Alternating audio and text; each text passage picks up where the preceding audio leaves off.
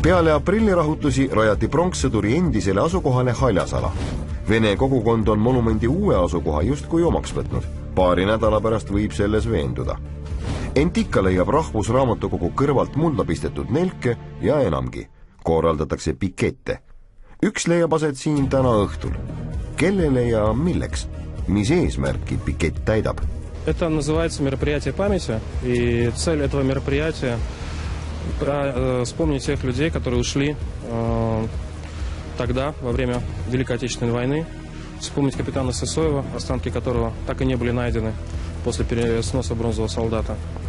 Мы хотим вспомнить о тех, кто был с нами, кто ушел, кто защищал нас более 70 лет назад.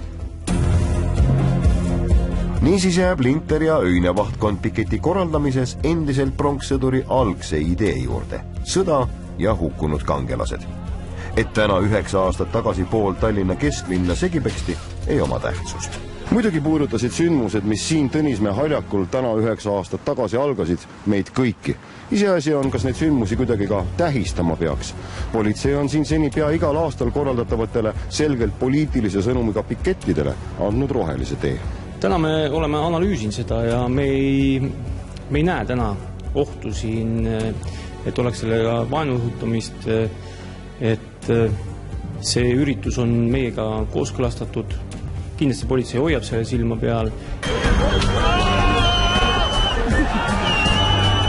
Kui aga näiteks tuleval aastal, mil mässust 10 aastat täitub, 1000 inimesed kogunevad.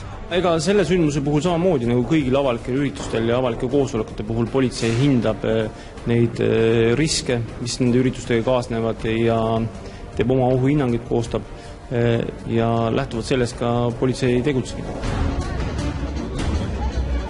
Kui eetiline on anda välja luba sündmuse tähistamiseks, mis selgejooneliselt oli suunatud Eesti riikluse vastu, on poliitikute ja ametnike otsustada.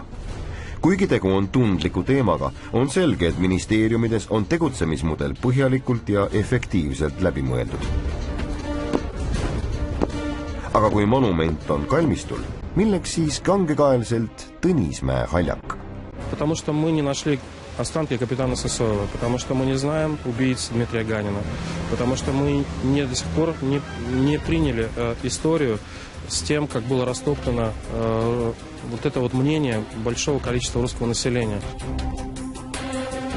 Nii muutub pikett oma asukoha tõttu pigem protestiks. Tänane ilm ei olnud just piketisõbralik. Võib-olla seetõttu oli koos ajakirjanikega Tõnismäe haljakule täna õhtul kella 7:45 kogunenud umbes 20 inimest. Sõnumi hääl sõjaväekalmistul jääks vist tõepoolest nõrgaks.